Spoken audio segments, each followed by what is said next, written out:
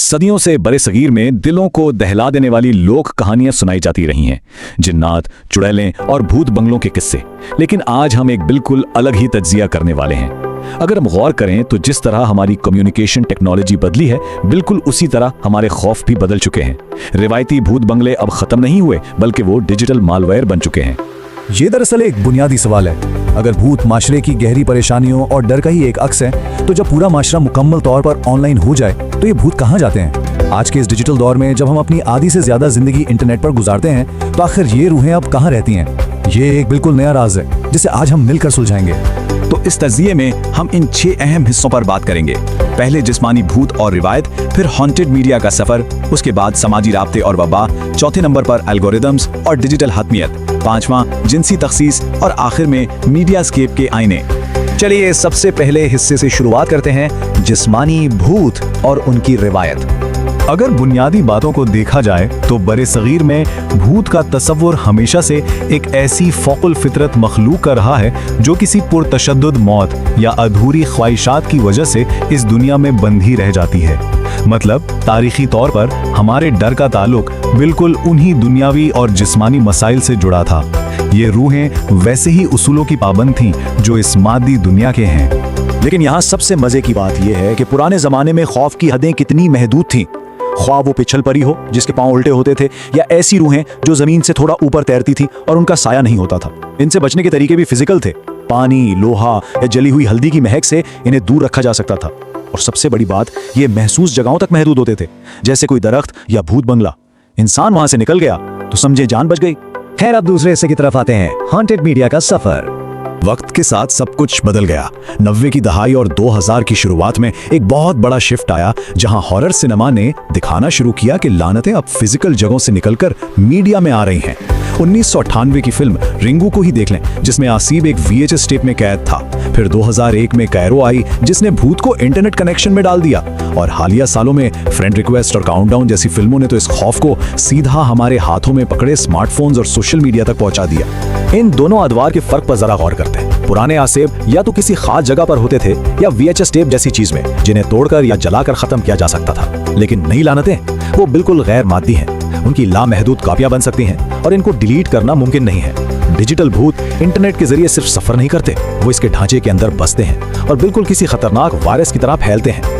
यही चीज हमें तीसरे हिस्से की तरफ ले जाती है, समाजी राब्ते और वबा। जब से सोशल मीडिया का दौर शुरू हुआ है, इन आसेबी हमलों ने एक ग्लोबल वबा यानी कंटेजन की शक्ल इख्तियार कर ली है। 2018 की फिल्म ट्रूथ और डेयर की मिसाल लेते हैं। इस फिल्म में मरकजी किरदार एक शैतानी लानत का शिकार होते हैं और उन्हें बचने का कोई रास्ता नहीं मिलता। तो वो क्या करते हैं? वो उस लानत को कमजोर करने के लिए YouTube पर एक वीडियो अपलोड कर देते हैं ताकि ये लानत ग्लोबल स्केल पर वायरल हो जाए। ये सीधा सीधा शैतान का एक YouTube अपलोड के जरिए पूरी दुनिया में फैल जाना है। और ये कॉन्सेप्ट फ्रेंड रिक्वेस्ट फिल्म में अपनी इंतहा को पहुंच जाता है। ये फिल्म डिजिटल दौर की दबी हुई नफ्सियाती उलझनों को खूब जाहिर करती है। हम रोजमर्रा जिंदगी में गोस्टिंग का जिक्र करते हैं ना, जब कोई अचानक बगैर किसी वजाहत के मैसेजेस का जवाब देना बंद कर दे। इस फिल्म ने किसी को सोशली गोस्ट करने की समाजी हकीकत को लफ्जी तौर पर एक खूनखार भूत में तब्दील कर दिया है, जो सिर्फ एक फ्रेंड रिक्वेस्ट की मंजूरी के साथ हमारी जिंदगी में दाखिल हो जाता है। अब बात करते हैं चौथे हिस्से की, एल्गोरिदम्स और डिजिटल हतमियत। जदीद माशरे को टेक्नोलॉजी से जो डर है, वो सिर्फ हर वक्त कनेक्टेड रहने का नहीं है, बल्कि अपने इख्तियार को एल्गोरिदम्स के सामने खो देने का भयानक खौफ है। फिल्म काउंटडाउन इसकी वजाहत करती है। हम लोग अक्सर ऐप्स डाउनलोड करते हैं और बिना पढ़े उनकी टर्म्स ऑफ सर्विस एक्सेप्ट कर लेते हैं। इस फिल्म में उस एग्रीमेंट को कबूल करना लफ्जी तौर पर अपनी मौत के परवाने पर दस्तखत करने के बराबर है। ऐप मौत का ठीक वक्त बताती है और एल्गोरिदम की बगावत शैतानी कहर को दावत देती है। हम जो टेक्नोलॉजी पर अंधा एतमाद करते हैं, ये उस पर एक बेहतरीन तंज है। यही वजह है कि एकेडमिक ब्रूनो सरासे ने सिनर्जी में लिखा था कि स्मार्टफोन अब एक आम आला नहीं रहा, बल्कि मुस्तकबिल को तश्कील देने का एक जरिया है जो अक्सर पुरतशद्दुद होता है। ये कॉल दरअसल इस हकीकत का आईना है कि हमने प्रिडिक्टिव टेक्नोलॉजी को अपनी जिंदगी के फैसले करने का पूरा हक दे दिया है। पांचवा हिस्सा, जिनसी तखसीस और डिजिटल भूत।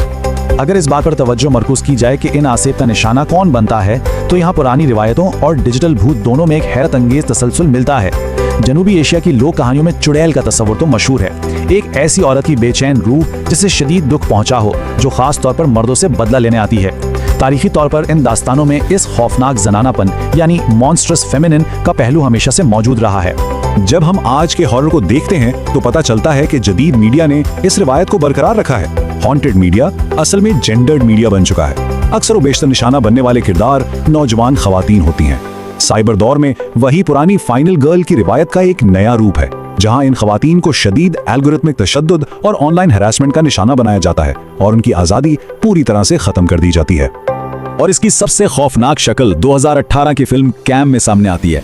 एक कंटेंट क्रिएटर की पहचान ऑनलाइन चोरी हो जाती है और एक वर्चुअल हम शक्ल बिल्कुल उसी की तरह आजादाना तौर पर उसकी जिंदगी जीना शुरू कर देती है। यह दरअसल आज का अल्टीमेट खौफ है, हमारी स्क्रीन्स की भूल भुलाइयों में खुद अपनी पहचान का टूटना और अपने वजूद पर से मुकम्मल कंट्रोल खो देना। अब आते हैं छठे और आखिरी हिस्से की तरफ, मीडियास्केप के आईने। इन तमाम मिसालों से ये बात बिल्कुल वाज़ेह होती है कि ये सिनेमैटिक मॉन्स्टर्स कोई आम कहानियां नहीं है, बल्कि ये इस जदीद दौर की समाजी और सकाफती लेबोरेटरी हैं। जे.टी. मिचेल ने बिल्कुल ठीक कहा है कि तस्वीरें दुनिया में इक़्तिदार की नई शक्लें मुतारिफ करवाती हैं और हमें अपना जहन तब्दील करने पर मजबूर करती हैं। हम समझते हैं कि हम मीडिया को कंट्रोल कर रहे हैं, जबकि हकीकत ये है कि ये टेक्नो इमेजेस हमारी जिंदगियों पर गहरा असर डाल रही हैं। तो इस सब का खुलासा क्या निकला? एक जमाने में जिन भूतों को लोहे या हल्दी से रोका जा सकता था, फिर हमने देखा कि वो फिजिकल फॉर्मेट से निकलकर अनडिलीटेबल डिजिटल मैलवेयर बन गए। ये फिल्में दरअसल हमारी अपनी तन्हाई, प्राइवेसी खोने के डर और हर वक्त कनेक्टेड रहने के उस मॉडर्न पैनिक का आईना है। जिस्मानी आसेब तो पीछे छूट गए, लेकिन डिजिटल दुनिया में हमने उनकी एक नई और कहीं ज्यादा ताकतवर शक्ल पैदा कर दी है। हम इस तहकीकी जायजे को एक निहायत अहम सवाल पर ख़त्म करते हैं। पहले अगर कोई घर आसेब ज़्यादा था तो वहाँ से भाग जाना काफ़ी आसान था, लेकिन आज जब वो घर हमारी जेब में पड़े स्मार्टफोन के अंदर दाखिल हो चुका है, जब हमारी अपनी स्क्रीन्स ही भूत बंगले बन चुकी हैं, तो अब हम फरार कहाँ होंगे। इस डिजिटल दौर में खौफ सिर्फ बाहर नहीं रहा, बल्कि बिल्कुल हमारे हाथों में कैद है। ये वाकई एक सोचने का मुकाम है। आज के इस इल्मी तज्जिये में आप सबको खुशामदीद। हमारा आज का ये लेक्चर दरअसल एक बाज़ाब्ता और तफसीली मुताला है उन पुरअसरार अनदेखी हस्तियों का, जिनका सामना इंसानियत को मुख्तलिफ अदवार और तहजीबों में होता रहा है। तो बगैर किसी ताखीर के आइए इस तहकीक का बाकायदा आगाज करते हैं। हमारे आज के इस निसाब का खाका कुछ इस तरह से तरतीब दिया गया है कि हम सबसे पहले तारीकी की हस्तियों का तारुफ देखेंगे, फिर जिन्नात की तारीखी रिवायात और जदीद शैडो पीपल के मज़ाहिर पर बात करेंगे। इसके बाद हम नफ्सियात के पहलू को समझेंगे और आखिर में उनके सकाफती असरात का जायजा लेंगे। तो चलिए अपने पहले बाब की तरफ बढ़ते हैं और तारीकी की इन हस्तियों की बुनियादी दर्जाबंदी को समझते हैं। लफ्ज़ जिन की तारीख वाकई बड़ी दिलचस्प है। अगर हम इसकी लुग़वी जड़ पर गौर करें तो ये सामी ज़बान के हरूफ जीम नून नून से निकला है, जिसका सीधा सा मतलब है छुपना या हवास से ओझल होना। यानी ये लफ्ज़ बज़ाते खुद उनकी फितरी हकीकत को जाहिर करता है, एक ऐसी मखलूक जो हमारे इर्द गिर्द मौजूद तो है, मगर इंसानी आँख उसे देखने से कासिर है। अब जरा इन दो मुख्तलिफ सकाफती जावियों पर गौर करें। एक तरफ हमारे पास कदीम और रिवायती तहरीरें हैं जो बताती हैं कि जिन्नात बगैर धुएं की आग से पैदा हुए हैं और उनका अपना एक मुकम्मल शऊरी और माशरती निज़ाम है। और दूसरी तरफ आज का ये जदीद इंटरनेट का दौर है, जहां लोग बिल्कुल इन्हीं जैसी हस्तियों को शैडो पीपल या काले साए कहकर पुकारते हैं। कुछ उन्हें बैनुल इलाकाई मुसाफिर मानते हैं तो कुछ महज मनफी तवानाई का मजहर। आइए अब तारीख के औराक पलटते हैं और अपने दूसरे बाब यानी जिन्नात की तारीखी रिवायात पर नजर डालते हैं। तारीखी हवाले हमें बताते हैं कि कबल इस्लाम और इस्लामी अदवार में इन हस्तियों को महज कोई शैतानी या बुरी मखलूक नहीं समझा गया। दर हकीकत इंसानों की तरह इनकी भी अपनी एक आज़ाद मर्जी है। वो अच्छे भी हो सकते हैं और बुरे भी।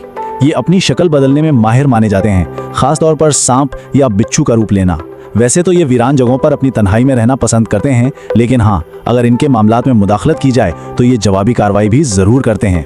दियोमलाई रिवायात के मुताबिक अगर कोई सरकश जिन, जिसे शयातीन भी कहा जाता है, किसी घर में डेरा डाल ले तो उसकी कुछ वाज़ेह अलामात होती हैं, जैसे घर वालों का बिला वजह खौफ में मुब्तला रहना, सामान का खुद ब खुद हिलना या फिर अचानक गुस्से और झगड़ों का बढ़ जाना। और सबसे बढ़कर लम्हाती तौर पर काले साए या अजीबो गरीब शक्लों का दिखाई देना भी इसी का हिस्सा समझा जाता है। यहाँ से हम अपने तीसरे बाब में दाखिल होते हैं, जो जदीद दुनिया में शैडो पीपल के मज़ाहिर के गिर्द घूमता है। जदीद दौर के मुहक्किकीन ने इन साए-नुमा हस्तियों की एक बाकायदा दर्जाबंदी की है। ये सिर्फ एक किस्म के नहीं होते, कुछ बिल्कुल बेज़रर होते हैं जो बस एक लम्हे के लिए गुजर जाते हैं। कुछ वो हैं जो शदीद खौफ पैदा करते हैं, और फिर एक वो मशहूर ज़माना शक्ल है जिसे आलमी सतह पर रिपोर्ट किया गया है, जिसे द हीट मैन कहा जाता है, जो अक्सर हीट पहने नजर आता है।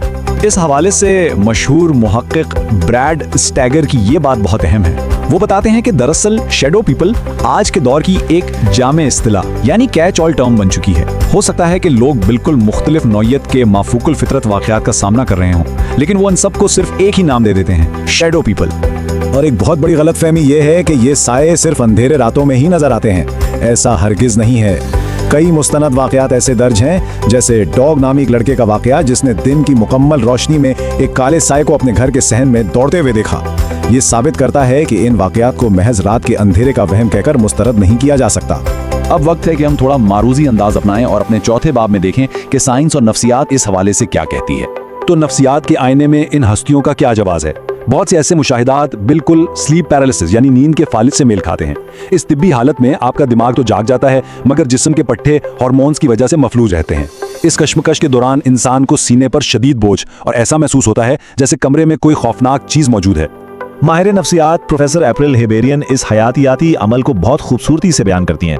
वो कहती हैं कि ये पैराडॉक्सिकल नींद की केमिस्ट्री इतनी ताकतवर होती है कि ये एक ऐसा माफूकुल फितरत मंजर तख्लीक करती है जो इंसान को बिल्कुल 100% हकीकी महसूस होता है, हालांकि वो उसके अपने दिमाग का खेल होता है। लेकिन सवाल यह है कि हम इंसानों की शक्ल के इन काले सायों से इतना डरते क्यों हैं? यहाँ सिगमंड फ्रॉइड का एक कमाल का नजरिया दी अनकैनी सामने आता है। ये तस्वुर हमें बताता है कि जब हम किसी जानी पहचानी चीज को यानी एक इंसानी साख्त को एक ऐसे रूप में देखते हैं जहां उसके खदों खाल गायब हों, तो हमारा दिमाग एक नाकाबिले बर्दाश्त और शदीद दहशत का शिकार हो जाता है। बिल्कुल उसी फ्राइडियन खौफ को हमारे अदब में भी बहुत महारत से इस्तेमाल किया जाता है। इस अदबी जायजे में दिखाया गया है कि किस तरह पाकिस्तानी गॉथिक फिक्शन के मुसन्निफीन सकाफती तौर पर मानूस हस्तियों जैसे कि जिन और चुड़ैल का इस्तेमाल करते हैं ताकि पढ़ने वाले के जहन में वही पुरस्रार और खौफनाक एहसास उजागर किया जा सके। आखिर में हमारा 5वां और आखिरी बाब, ये गहरे अकायद हमारे मुआशरे और रवैयों पर कैसे असरअंदाज होते हैं। इस इल्मी तज्जिये में ये तस्लीम करना इंतहाई ज़रूरी है कि इन अकायद के बहुत हकीकी और संगीन असरात हैं। आज भी दुनिया के कई खित्तों में जब कोई शख्स शदीद जहनी या नफ्सियाती बीमारियों का शिकार होता है तो उसे तिब्बी इलाज के बजाय आसेब या जिन्नात का साया समझ लिया जाता है। फिर उसका इलाज जदीद नफ्सियात के बजाय झाड़ फूंक और तावीज़ों से किया जाता है। तो आखिर में हमारी ये सारी बहस दो बड़े साइंसी जावियों के दरमियान आके खड़ी हो जाती है। एक तरफ नज़रियाती तबियात है जो नहायत मुहतात अंदाज में मुतवाज़ी दुनियाओं के तस्वर को मुमकिन मानती है, और दूसरी तरफ न्यूरोकेमिस्ट्री है जो साबित करती है कि इंसानी दिमाग कितना हसास है और कैसे केमिकल्स का एक छोटा सा अदम तवाज़ुन भी इंतहाई हकीकत पसंदाना और खौफनाक नज़ारे तख्लीक कर सकता है।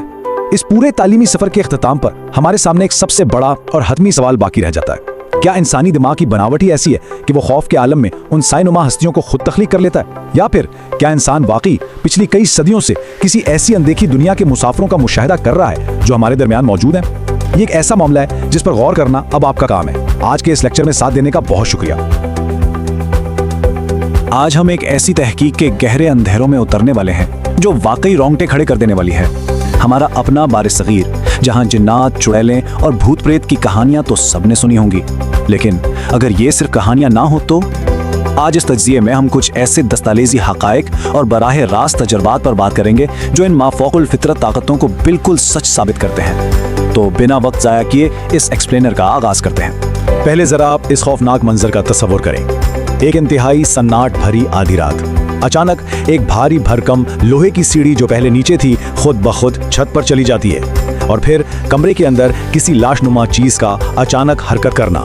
ये अल्फाज किसी थ्रिलर नॉवल के नहीं बल्कि पाकिस्तान के एक वीराने इलाके से आने वाली एक असली दस्तावेजी तहकीक है। वहाँ मौजूद लोगों की सांसें रुकी हुई थीं, आवाजें घबराहट से कांप रही थीं। एक ऐसा वाकया जो किसी भी मंतकी वजाहत से बिल्कुल बाहर था। और बात यहीं खत्म नहीं होती। जरा सोचिए, जब बचाव की हर एक तदबीर, हर रूहानी तावीज और हर हिफाजती दायरा बिल्कुल नाकाम हो जाए। ये हमें हिफाजती दायरा नहीं लगाने दे रही। ये उठ रही है, भागो, ये बिल्कुल हमारे पीछे है। ये दहशत बताती है कि वहाँ जो भी अनदेखी मखलूक थी उसने अपना शिकार चुन लिया था। ये डर की एक ऐसी इंतहा है जहाँ इंसान मौत और जिंदगी के दरमियान खुद को बिल्कुल बेबस महसूस करता है।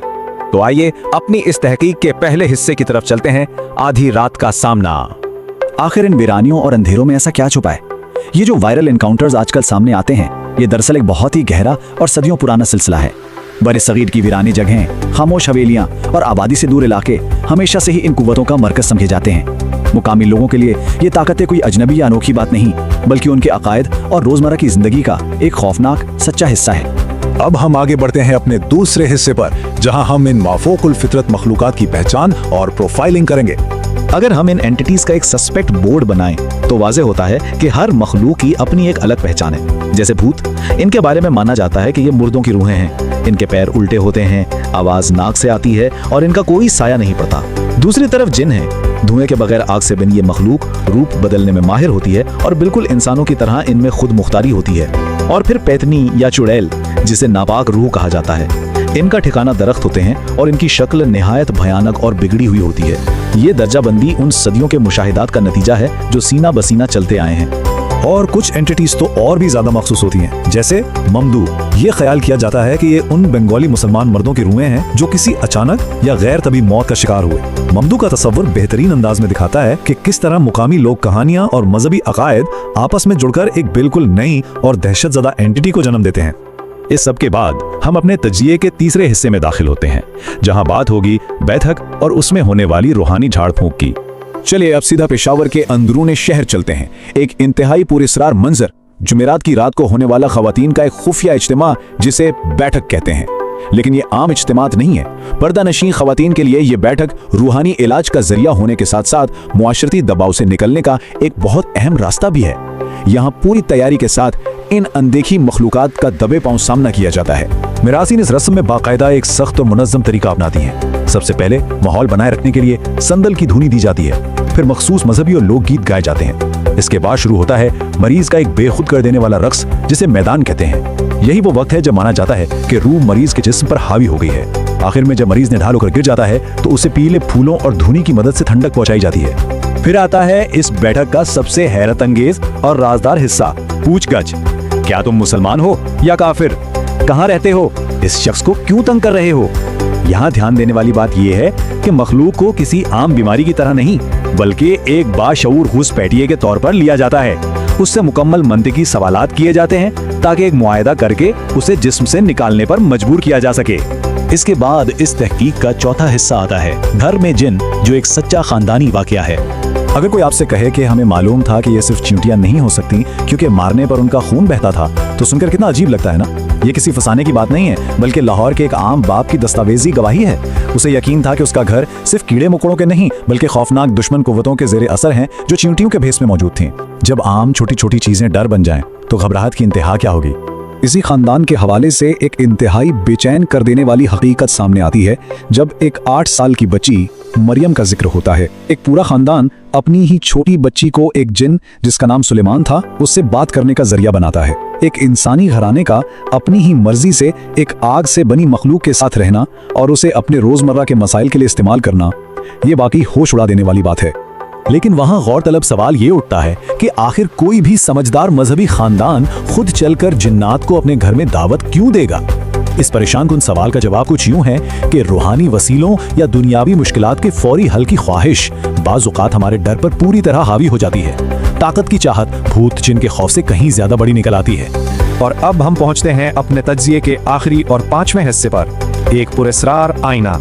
इन तमाम अंधेरों के पीछे असल में इंसानी जहन और नफ्सियात का क्या किरदार है, इस बात पर रोशनी डालती है आयशा मुजफ्फर के नॉवल जिनिस्तान पर की गई हालिया एकेडमिक तहकीक। ये तहकीक वाजे करती है कि पाकिस्तानी अदब में मौजूद ये गॉथिक अनासिर सिर्फ डराने का वसीला नहीं है, बल्कि इन पर एकेडमिया में गहराई से मुताला किया जा रहा है, जो इस खौफ को एक बहुत ठोस इल्मी बुनियाद फराहम करता है। नफ्सियात में सिगमंड फ्रॉइड का एक बहुत अहम नजरिया है जिसे द अनकैनी यानी अनहाइमलिश कहा जाता है। इसका आसान सा मतलब यह है कि हमारी रोजमर्रा की जानी पहचानी चीजों में अचानक से डर और अजनबीपन महसूस होने लगना। असल दहशत किसी अनजान सैयारे की मखलूक से नहीं लगती। असल डर तो तब लगता है जब अपना ही घर और अपने ही आसपास के लोग अचानक एक अनजान और खौफनाक रूप धार लें। इन माफौकुल फितरत कहानियों में कुछ खास अलामतें बार बार दिखती हैं, जैसे अचानक महसूस होना कि इंसान की ज़ात 2 हिस्सों में बढ़ गई है, अपने ही सायों या हम शक्ल को देखना, या फिर हकीकत और वहम के दरमियान फर्क का खत्म हो जाना। ये बातें साबित करती हैं कि ये जिन्नात और भूत अक्सर हमारे दबे हुए सदमात और मुआशरती मसाइल की ही निशानी है, जो बार बार नए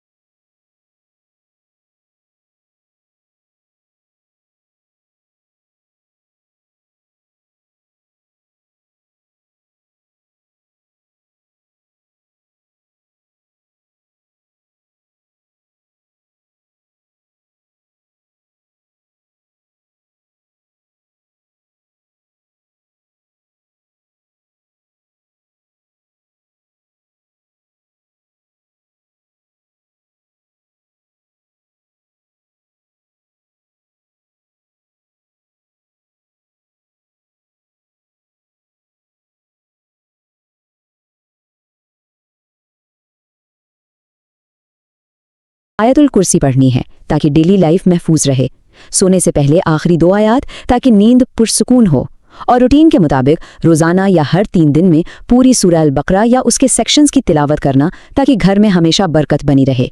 ये मुकम्मल तौर पर एक डेली स्पिरिचुअल फोर्ट्रेस कायम करने का परफेक्ट चार्ट है। तो इस गुफ्तगू को ख़त्म करते हुए एक बड़ा सवाल हम सबके सोचने के लिए है, इस कदीम रूहानी ढाल को हम आज की इस मसरूफ़ फास्ट पेस्ड लाइफ का हिस्सा कैसे बना सकते हैं? फ़वाइद और तरीक़े तो हमने देख लिए, लेकिन हकीकी सुकून और हिफाजत तभी मिलेगी जब हम इन छोटी मैनेजेबल आदतों को जेन्युइनली अपनी डेली लाइफ में शामिल करेंगे। तो क्यों न इस अजीम रूहानी हिफाजत का आगाज़ आज ही से किया जाए।